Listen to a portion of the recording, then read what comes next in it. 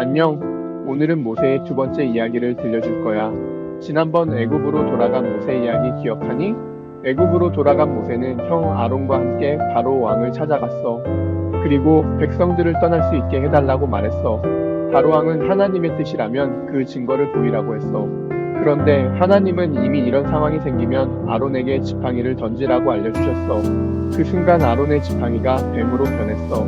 애굽의 마법사들도 흉내냈지만 아론의 뱀이 다른 뱀을 모두 삼켜버렸어. 그 상황을 모두 지켜봤지만 바로의 마음은 변하지 않았어. 그 후 하나님은 애굽에 10가지 재앙을 내리셨어. 나일강이 핏물로 변해 악취가 나고 땅에서 개구리가 올라와 온 나라를 덮었지만 바로 왕의 마음은 달라지지 않았어. 땅의 티끌이 이가 되고 파리가 온 땅에 가득했을 때도 바로의 고집은 꺾이지 않았어.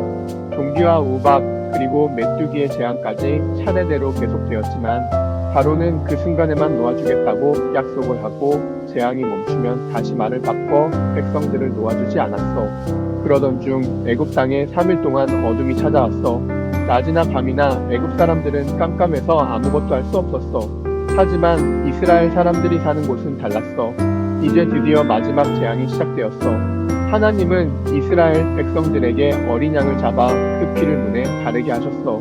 바로 이날이 우리가 아는 유월절의 시작이야. 그날 밤 애굽의 모든 집에 재앙이 내려졌어. 하지만 어린 양의 피가 문에 발라진 집은 그 재앙을 피해갈 수 있었어. 하나님의 말씀에 순종한 집만 보호를 받았던 거야.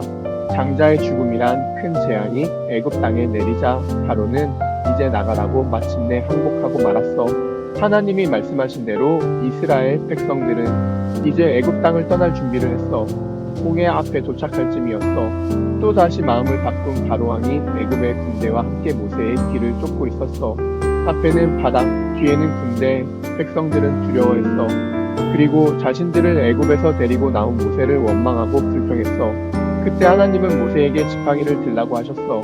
그런데 그 순간 믿지 못할 놀라운 일이 일어났어. 홍해 바다가 좌우로 갈라지며 물속에 길이 생긴 거야. 덕분에 이스라엘 백성들은 안전하게 길을 건널 수 있었어. 그뿐만이 아니야. 하나님은 구름 기둥으로도 애굽 군대의 길을 막아주셨어. 이스라엘 백성이 홍해를 다 건너자 하나님은 다시 홍해를 합치셨어. 미처 빠져나오지 못한 애굽 군대는 모두 물에 잠기고 말았어. 모세와 이스라엘 백성은 자신들을 구원해준 하나님께 노래하며 기뻐했어. 무사히 홍해를 건넌 모세와 이스라엘 백성들에게 앞으로 어떤 일이 일어날까? 우리 다음 시간에 다시 만나자. 안녕.